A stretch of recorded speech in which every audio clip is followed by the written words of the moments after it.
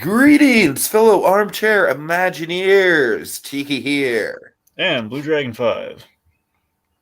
Ladies and gentlemen, as we find ourselves on the cusp of Disney's big venture into the world of streaming. Oh my god, Dragon, I forgot the fucking intro. This is why we need to update the intro, Dragon, because we are not on the cusp of anything anymore. Disney Plus has been out for years. All right, folks, it's Plus&Us. I'm not even gonna bother looking up the intro. You know what we're here to do. Dragon, I'm sick. I get a free pass.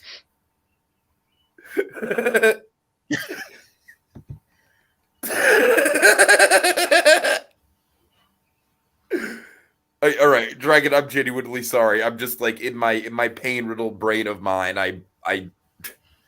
We do need to update that intro though, Dragon. How are you doing? And joining us, Yeah. very special guest from the Geekvolution Plains. It's Mutale Munashiko. Oh, you got his last name. I'm impressed. Yes, I'm still being courteous to you. Yeah, thanks for having me, guys. It's always a pleasure to be here. Yeah, happy to have you, Mutale. All right, so let's kick things off. Hawkeye partners, am I right? Guys, this episode was it was good. It was solid for me. I really liked the final fight. As soon as you know who showed up, I knew I pretty much could guess who it was, and I was really excited. And I was like, it was a big tease. I was like, take off that damn mask already! Oh my god, I want to see the pew, man. But I gotta say, the rest of the episode, it is what it is. It's fine. It's kind of getting us where we need to get to. I wasn't blown away by it. I'm still like the Vera Farmiga, Tony Dalton stuff. It's cute, but Dragon, I just want to make it clear. I just want to kind of set this precedent, all right?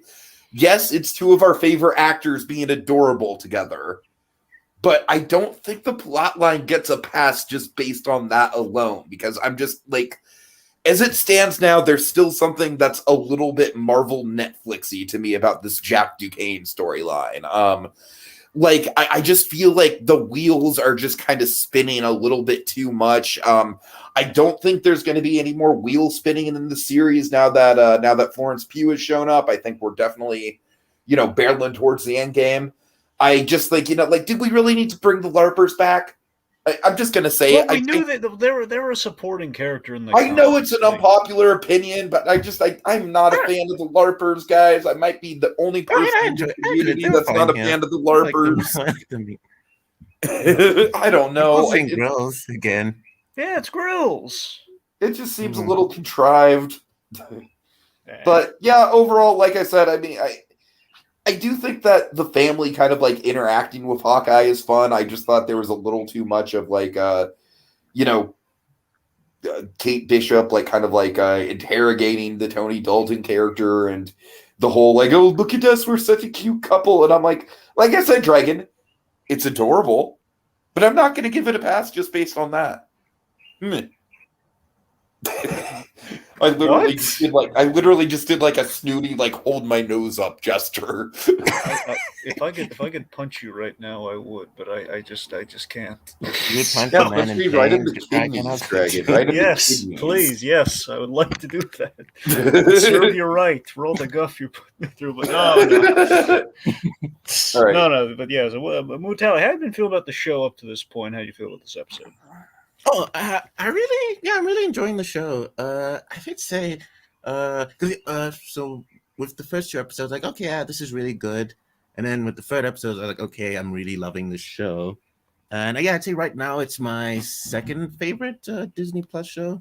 I guess depending, who knows how it ends, maybe it could be my favorite, who knows, because my first is Loki, then it'll be this, then WandaVision, then Falcon Winter Soldier, and What If. And as far as this episode, I really liked it a lot. I liked just Kate's and Clint's chemistry. I think Jeremy Renner and Haley Steinfeld do a really good job. I just enjoy seeing those two together. and I really like the action at the end. That was really cool. And yeah, I'm really enjoying the show. I can't wait for the 5th episode. One thing I don't like is how we already have 2 more episodes and it's gonna end. I kind of wish there was more episodes. Yeah, they're landlocked into the 6 so far, it seems. Yeah. Yeah. Yeah, so for me, yeah, I think this episode momentum is in full swing. I think this episode, along with episode 3, have been really dedicated to Clint and Kate Bishop's dynamic, which is great, and I like how it's been developing, especially in this episode when they hang out. Yeah, and I think our plots are connecting pretty well here because I mean we have kind of a point of convergence with the storylines, which I think has kind of done a lot of. I mean, again, there's still we got to put a fine point on things, but the fact that all 3 stories have kind of blended together, I think will make it easier to wrap up in 2 episodes. I'm not sure if it can do it, but I mean, I think the odds are looking better for it right now with 2 episodes left. Yeah, I mean, I'd say the same thing. that's still 3 payoffs though, but again, melding into one story at least that is helpful. Mm-hmm. So we'll see if it I'm works. curious how long episodes 5 and 6 will be. That's a thing, especially if this was probably the shortest one so far, I imagine, right? I mean, I don't know. I think they've been kind of tight, like 40 minutes so far. Yeah, but this one was like without credits, it was like maybe 34. That's fair. Yeah, around that. Yeah. I'm sure the last episode's going to be close to an hour at least. Just a question if the 5's going to be that way too. So, we'll see. Yeah. Because we have post-credit stuff we got to do. So obviously it's going to be a lot longer anyway, slice even with the credits. Okay, so I'm just going to jump in and say, I definitely plan on rewatching this when it's all said and done. It's just kind of like a 6-hour, whatever, 4.5 or whatever hour long movie. Yeah. And I have a feeling I'm going to like it a lot better watching it that way. I really do. So I want to give it the benefit of the doubt. As it stands now, Dragon, I think the plot may be coming together a little bit more for you than it is for me. And granted, I know you're probably sick of me using this excuse already, but it is what it is. I think maybe because of my condition, my brain's not firing on all cylinders, so I'm not necessarily connecting the dots on the plot threads just yet. Mm. But I don't know. To me, it's again, I kind of just basically everything. I'm sorry, guys. It's just a sticking point for me, so we're just gonna have to talk through it. I like the stuff with Hawkeye interacting with Vera Farmiga and Tony Dalton. That's all fun and good. I do really like Kate Bishop and Hawkeye bonding over the movie night. That's a really good concept. That's a good idea. Well, I think the highlight of the episode. I really like the end fight. It's the LARPing I can't get over, guys. The LARPing. I know it's not a big part of the episode. It's 2 scenes. Yeah, I don't mind. It feels like such a side quest, though. It's like, oh, go get the fucking special arrows. But no, Tiki. Here's what I'm saying, though. They never talk about this. He's good. One of Hawkeye's big kryptonite. He loses arrows. He's going to run out of arrows, so we have to get him back. We never address this. The whole, Oliver Quaid on Arrow. He keeps shooting all these arrows like an infinite. We never address whether or not characters have to go to the bathroom in TV shows either. I know that's not a fair comparison, but no, it's not. It's a dumb comparison, right? Yeah, but I'm just saying. Look, I'm just saying, it's not something that I need a whole plot line of a whole episode to oh my God, Hawkeye runs out of arrows? Oh, we saw that in that chase. He ran out of arrows. What is he going to do next? I like that we addressed that and we made use of the LARPers so it wasn't a one-off thing. Okay, it makes sense that we had these LARPers in here the whole time. So can I just say, are you just talking about in episode 2 or just in both episode 2 and 4? I just don't like him, Mutale. It seems like I know I've used this comparison before. I'm sorry, but it seems like something that fucking Danny Rand would come across in Central Park. Hey guys, I'm trying to. I haven't seen whatever I don't know. I'm trying to stop the Rand Corp. One of you is in the Rand Corporation. Oh, it's fucking Iron Fist. Well, hey, LARP with me, Iron Fist. I don't know. I don't mind them. I mean, I'm not in love with them. I don't mind them being there. Right. Also, I have a essentially, theory with the maybe LARPers. I'm sorry, Dragon. One more thing. I think one of the things that's kind of like causing this reaction for me when there's like one thing that I don't like about the show, even though it's not that strong of a thing, is that I feel like this show is very consistently good. It's a very good show, but I don't necessarily think it's great. And I'm not saying that as an insult. I'm just saying, like, I feel like a show like WandaVision had more bumpiness to it than this show did, but I also feel like it felt genuinely fresh in a way that this show doesn't, if that makes sense. So for me, this show is just basically just kind of like baseline, like, like 7.5 out of 10 MCU action affair, right? And there's nothing wrong with that. The MCU is kind of built on a foundation of nice kind of popcorn action. But I don't know, as a podcaster, there's only so much I can say with like, yeah, it's a pretty good time, man. I don't know. You know me, I'm always hyperbolic, so I think that's just I guess that's the appeal of it. I mean, it's not as ambitious as WandaVision, but I don't think it needs to be. It's just a simple Christmas story about these two characters and Hawkeye just wanting to get to his family. I think that's really all it needs to be. Sure. I guess I just enjoy that about it. I guess that's just a taste thing. I don't know. I really do feel like it's going to come down to like when I watch this on a rewatch with my dad, just like one afternoon all the way through. I think it's going to come together a lot more. And we've talked about this before with Falcon Winter Soldier, and I think this show is kind of on the same track where I don't know. I really feel like if this show was just dropped on like Thanksgiving weekend or whatever, as like all 6 episodes, like I don't think a show. I don't know. I think it comes down to like this is one of the Marvel Disney Plus shows where I like, you guys probably are not in the same camp as me on this, but like I have not like woken up on Wednesday morning to watch this show. Like I watched the show the night that we record the podcast at this rate, because I'm just not jumping up and down for each individual episode. That's not to say the overall product isn't good. It's just to say from a podcasting point of view, I don't get a ton out of each individual episode, even though I'm sure the whole of it is going to be good. I hope I'm making sense. Guess to a degree, I guess. All right. All right, anyway.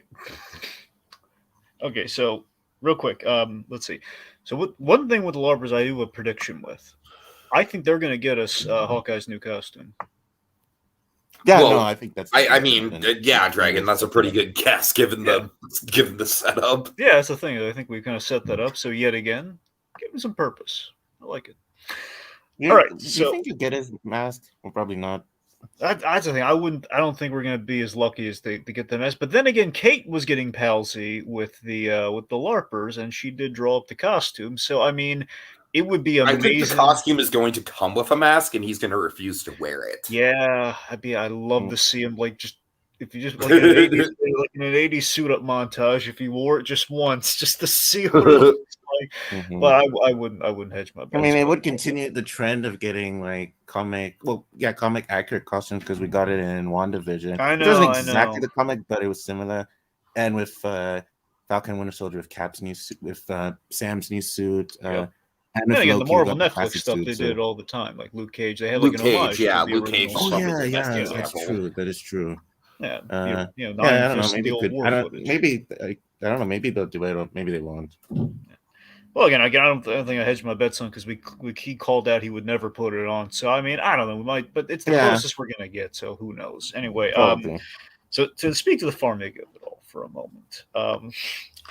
So yeah, I think we finally got some Farmiga charm at play here. Like honestly, a part of me just love Vera Farmiga the way I do. Just hearing Vera Farmiga say Hawkeye, like it's just Hawkeye. Just hearing her say Hawkeye derisively at the dinner table, just like yes, little victories. But seriously, that elevator scene when she's calling out again, just like really.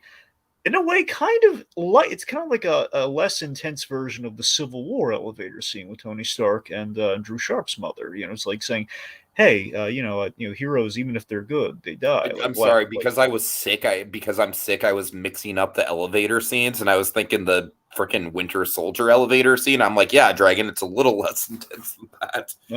No, Tiki. The I know what you're talking about. I'm sorry. Yes. So, calling out the whole the loss of Black Widow, and Clint again. I love how Jeremy Renner plays that scene where he's not really surrendering. He's not like rolling over backwards for it, but he's like, hey, I promise to keep your kids safe. I'll do that for you.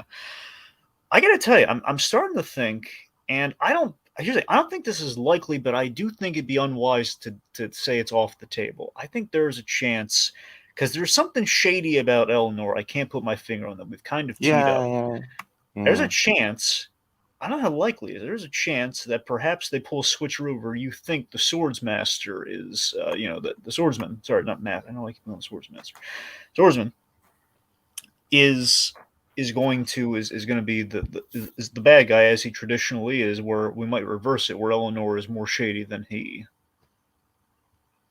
Yeah, I think that's. I have that feeling as well. So I know she's hiding something. I'm just saying that would be kind of a reveal I could see him like having seeded so far, where like coincidentally, he's just been with her during all these scenes. So I mean, again, like he is doing the money laundering, but she's also wanting to get in on the organization, which is why the uncle had to get killed. So she's complicit to some degree. I just don't know, like how much she knows here. So I don't know. We'll see. I don't want to get too ambitious with that pitch, but I mean, it's possible. Yeah, because I understand. I think she is a villain in the comics, so it could be the same thing here, or maybe she's more. I think it could be. Yeah, I think you got a point. Right. Okay, I will say this: the best Farmigism, the best line of the episode for me, though. Oh, honey, you're making my heart grow older. Oh my god! Okay, I will admit, Dragon. You know what? I was nitpicking it because, like that scene is designed for us, Dragon. And like I said, I don't want to just instantly go like, oh my god, 10 out of 10, best scene ever. But Dragon, tell me that scene is not just a meme factory for the two of us. So that's what I'm saying. Right? That scene is just okay. So the bigger story point here is just the fact that we have a really nice scene with our charming actors that we love. We have this really nice scene that we basically show, and I think is what the purpose behind it is that Kate sees that her mother truly does really love this guy, and she gets it. She gets, okay, I see why she's falling for this guy. He is kind of charming, and he seems nice. And I think Kate, for a moment, was like, maybe I can be wrong. Maybe I can just be hanging out with Hawkeye for the holidays, and maybe I'm just jumping to the conclusion. Just for a brief moment, the moment of that doubt, then it's solidified by Hawkeye. Oh yeah, your Uncle Shady, all right. He is. He's working for, let's fingers crossed, the Kingpin. yeah.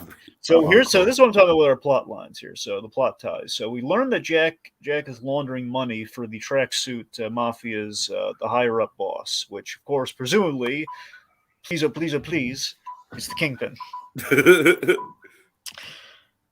So yeah, I assume the idea is that Jack had had personal designs on the Ronin sword for his own collection, and it's a question of did he know the heist was going to happen or not. But regardless, he was going to take the opportunity. He was going to walk away with that sword one way or another to settle business with his uncle out of love. It seems, love for Eleanor was maybe motivated that along with money, but because family fortunes. Am I right?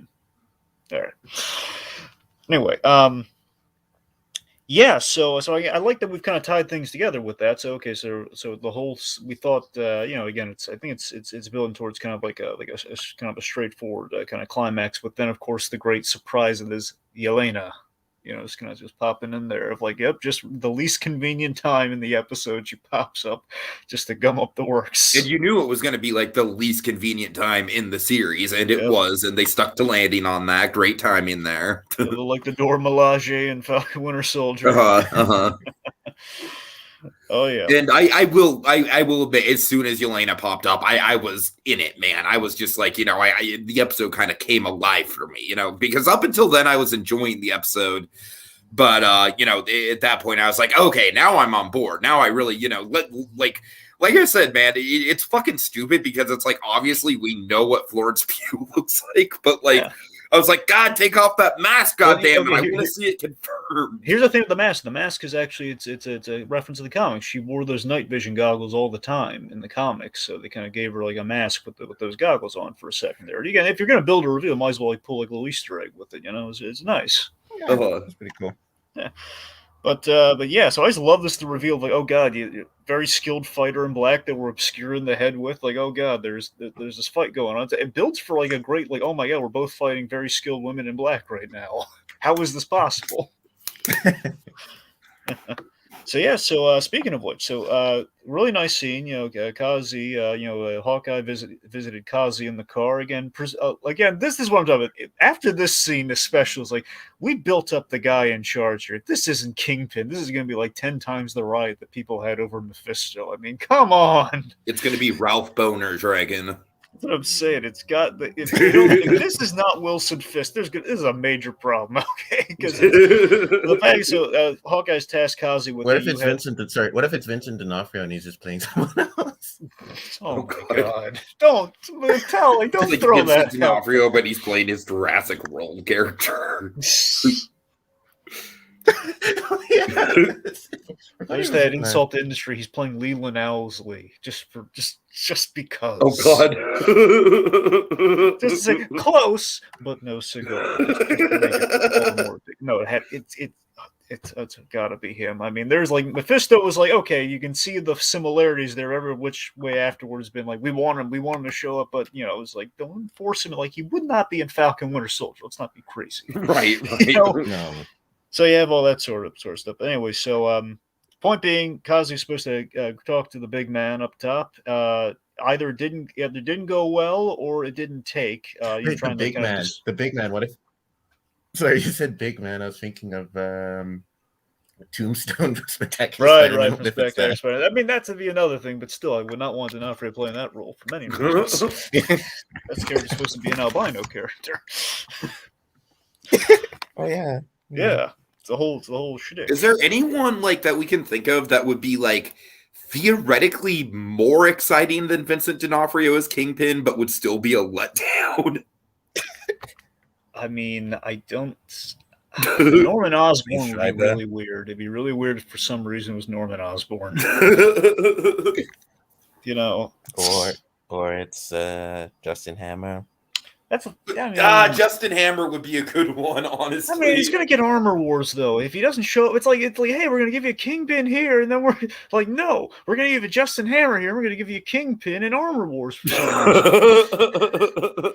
But come on. I mean, Kingpin's literally in the Hawkeye. As much as we love Justin Hammer, and we love Justin Hammer, he's not Vincent D'Onofrio Kingpin. Okay, yeah. Okay, so the point being, trying to dissuade Maya from her revenge crusade. So, again, because the big guy up top does not want to, doesn't want to be in the limelight with this sort of stuff, which again fits what we've seen with the whole, we don't say his name, the whole Kingpin kind of laying low. It fits his MO. Mm-hmm. Anyway, so we're in Maya's apartment. I love the subtle Jaws-like details of like, oh my god, there's like a strobe light. Like, why is the alarm's not sounding? It's just like a little strobe light. Why would someone have that in there unless it's the apartment of a deaf woman? Mm-hmm. Which makes sense. And apparently she's targeting Clint's family, perhaps to get some answers about this Ronin thing. So ominously has all of Clint's family's names written down there. So the dovetail into that. So the other big theorized thing. So we have Laura in the episode, the wonderful Linda Cardellini. She really delivered this episode. Seems to have an interesting past in how she met Hawkeye. I have a theory. A lot of people have theories. Okay, so we have a theory. Well, we'll get to the watch in a second. No. Just yeah, go ahead. Sorry. So I think how they met was Nick Fury assigned her as Hawkeye's handler at S.H.I.E.L.D., and that's how they met. That's what I think happened. Oh, that's possible. Yeah. That's what I like, because Nick Fury set him up at the farm, off the books and everything. So presumably he was like the matchmaker in that situation, I guess. Mm-hmm. Okay. All right, so let's talk about the big thing, the biggest speculated thing this season, the watch. I know nothing about this watch, dude. Well, that's the thing none of us do, Tiki. That's the thing. No one knows anything about this watch, only that we're saying it ties into some mystery character that people, it's anyone's guess who it is. Yeah, I don't know. Yeah, I got nothing. So here's just what we know about the watch. So if anything pops up, here's what we've been told about this thing. So it has ties to Germany somehow. Either a German character or like an event that went down in Germany because Laura's speaking German and Hawkeye knows exactly. Oh, he knows exactly what it is just by her speaking German. So it has some ties to Germany in some way, shape, or form. It was thought to be destroyed years ago, which suggests this was during like when Hawkeye was part of the Avengers. So it's not like way, way in the past, but probably during the Avengers. Kind of like basically 2012 onward. And whoever it belongs to has been out of the game, but their identity is attached to that watch. It means their safety is at stake, which means it's probably not Tony Stark because he's dead. So, I mean, the best theories I got is the fact that we're bringing in Kingpin. I think the instant go-to has been Mockingbird, who was Hawkeye's partner, I think pre-Black Widow, who's on Agents of S.H.I.E.L.D., though. Yeah. So that'd be like the first, like that'd be the other big pull outside of like, okay, well, the major one that concerns us all is let's bring in the Kingpin. Secondary on the laundry list, let's go to Agents of S.H.I.E.L.D. characters. Right. So yeah, no one breaking down the door for Mockingbird, but it's a tied in Hawkeye character that he would have a closeness to, perhaps like Natasha Romanoff. Some people have gone to Coulson, but why the German then if it's Coulson? Really get the connect there. I think at the end of the day, I think it's supposed to be like some lost connective tissue cat. They're gonna introduce a new hero, kind of like how we introduced like Captain Marvel into like she was like like a hero that was kind of lost to the ages, as well as Hank Pym as Ant-Man. Like those, that's kind of been that's what I've been hearing. Like it's gonna be like a new hero being introduced, just kind of lost the time, so to speak. Oh, interesting. So that'll be interesting to see if it's going to be like a character none of us are thinking of. Like, oh my god, they introduced him. Like we're already getting Star Fox and other things. They're introducing this guy. Like maybe Moon Knight. That's the thing. I mean, Moon Knight. That would be a good idea. I'm just throwing that out there because he's like kind of like on the street level side of things. I forget if Moon Knight knows any German. That's the thing, because I know he's he's a mercenary. Maybe he's been a mercenary. He's sure he's been around. So it is possible. That's a good point. So Moon Knight's a good call, Tiki. I did not think of Moon Knight. Thank you. Yeah. Well, one thing just about Moon Knight. I know the show is Blade is supposed to be in that. That's a rumor. Well, yeah, that's a solid rumor because those guys they've interacted from time to time, I think. Yeah. And we are building Blade up, so. Yeah. I'm liking that we're building up this whole kind of supernatural side of the MCU. Which again, Moon Knight would be a good springboard to like kind of bring Blade in and kind of do that sort of thing with. So it would track. It's just such a shame how the first fucking tease that we get of Blade in the MCU is that. Yeah. What, just his voice? Yeah, just him off screen, like, "Hey, I'm here with a random character that's been on screen for 10 minutes. Hey, Jon Snow," because that's all anyone in the audience is ever gonna call you is Jon Snow. Like, hey, they haven't shot anything with me yet, but I can. They afford the voiceover though. All right. Okay, so let's see. Again, just to kind of bask in it for a moment. And the Christmas party for the battered and ice-packed Hawkeye, just a delightful gesture. For me, the highlight of the episode. I loved it. I mean, I can't really like the ice packs for sure. Yeah. Sorry, I just wanted to say I really like just how it kind of shows how vulnerable Hawkeye is. Oh yeah, totally. Like with his hearing aid, because of everything he's been with the Avengers, and even just little bandage on his head, and even with the ice packs. I really enjoyed that a lot. And I love that his wife reminded him of that. Again, seriously, Laura's been really well characterized in the brief bits that we've gotten with her. She cares about him. She's been in the world. She knows, like, hey, make sure you ice yourself, man. I know how your joints get.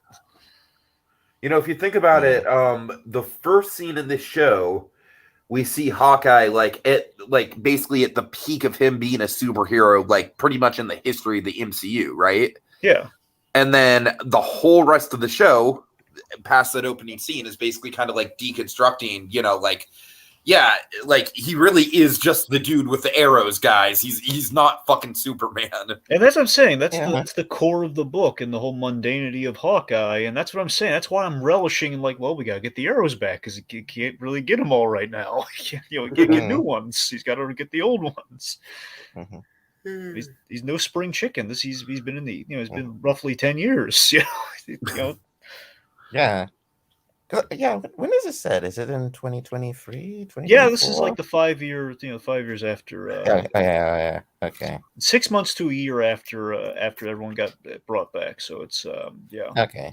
Mm, it's after Falcon Winter Soldier. It's the question of how far after Falcon Winter Soldier it is. yeah. Yeah. Let's see. Yeah, I mean, again, so obviously the Christmas movies, and I love like if you freeze frame, you can see like there's the Santa Claus for obvious reasons. There's Polar Express and Christmas Vacation, which is why they have Mele Kalikimaka played during the scene. That's a great Uh-huh. montage song choice, by the way. So you'll notice there's a little thing to file away, Tiki. There's a bit from the book, the coin trick that he teaches her. Uh-huh. Yeah, a little kind of flip the coin thing, a little bullseye-esque tactic that again, Oh yeah, Hawkeye and totally, Bullseye, many totally. times they've mixed up, they've been mixing it up with kind of tricks like that over the years. So we have that. I love in the midst of this really happy kind of jolly scene. I love how Clint Barton is very genuinely thankful for thanks for this because again, like it's her recognizing I've taken this. She's trying to make up for the family absence. I've taken this poor guy away from his family for the holidays. It's the least I can do to make it up for him, make him feel like a little welcomed and like family. And after that, we just have this great kind of addressment of Ronan's dark side. And this whole show is designed to kind of facilitate her into being the new Hawkeye. So I love that it's some sobering preparation for her to take on the mantle. Where we kind of hit the low point this episode when she and Hawkeye part ways. But I like the fact that Yeah. between her mother and earlier in the episode and this moment, so there is a cost here, and there's people you care about, and there's also some lines you might have to cross if you lose those people. So you got to be prepared for it. Mm. All right. Is that about it, guys? I think there's one last bit. Which part? Kate doesn't take the shot. Oh yes, that's yeah. This is a big moment people have been pointing out. The fact that again, so Elena, she for a moment looks like she's going to kill Hawkeye, but the reason she doesn't kill Hawkeye is Kate has the drop on her, but Elena just kind of looks at her and gives her that nod of like, "Don't do it, man. Don't do it. I'm in the right." And then she goes. And again, like from one Black Widow to another, the best shot I ever took is the one I didn't take, and perhaps maybe some goodwill there. It's going to pay off. Who knows? Yeah. All right, can I just say, like, with that line, it led to a really, really good story, really good acting and everything. When he first said that line, I felt so dumb because the first thing I thought of was the Thor thing. I know, me too. I thought that too, though. For a moment. Especially because we just got done seeing a what if episode specifically about what if he actually did take that shot. Because remember, kids, Hawkeye's introduction was him not shooting Thor. Yeah. So that's the shot we saw that he didn't take. But before that, there was a much more important shot. Still. All right. I wonder what if they could do with the show for season 2. What if Kingpin run the show like from the start? Mm-hmm. No. But yeah, I mean, honestly, it'd probably be what like, if Kate Bishop got killed by the Tracksuit Mafia in episode 1? God. what if God, I mean, I don't want to just go to another Kingpin. What if Kingpin killed her father instead of Ronan? Oh, I feel like this is I'm kind of leaning towards this being the type of show kind of like Falcon Winter Soldier where instead of a season 2 we just get Kate Bishop Hawkeye just integrated into the lineup. Yeah, that's kind of how that book goes too. Like after the initial one that they're adapting here, it's basically Kate on her own. So that would be the logical way for them to go. Because I mean, like guys, like Clint Barton, man, he's been through enough. Do we really need to pull him out of retirement again? Yeah. Just saying. Yeah. And I wouldn't want to see him die. I don't know. That's not how I'd want him to go out. Yeah, this isn't Dexter. This isn't Dexter. That doesn't mean we don't want to see him. Yeah. we don't want to see him go on a boat. And also, they also no, Clint, don't put on the lumberjack overalls. Don't take from Tony's pile. Oh God. All right. I'm sorry, you want to say something? I was just going to say, yeah, just that Jeremiah did say he wanted to see Hawkeye lead the West Coast Avengers because I believe he did do that in the comics, and that's something he says he would like to do. So that could be fun. Yeah, seeing him be like the Nick Fury for a team might not be bad though. I can buy him being a Nick Fury, yeah. Yeah, see him kind of get, because here's the thing: a lot of people point out like the apartment that they're hunkering down, the aunt's apartment, like she, I think, will feature in the West Coast Avengers comic. So the idea is like, hey, it's kind of like the West Coast Avengers base to a degree. It's a little like, again, it's like a foreshadow of things to come if they do the West Coast Avengers thing. So, but at this point, it's more like East Coast Avengers. But you know, yeah. Yeah. All right. Okay. That's everything. So yeah, I think that's it. Dragon, why don't you do the outro? Right, because I know how to read. Well, that'll do it for us this week as we holster our remotes till the next installment calls for the draw. Mano a mano, just Plus and Us. Oh, my bombshell bag. Hawkeye!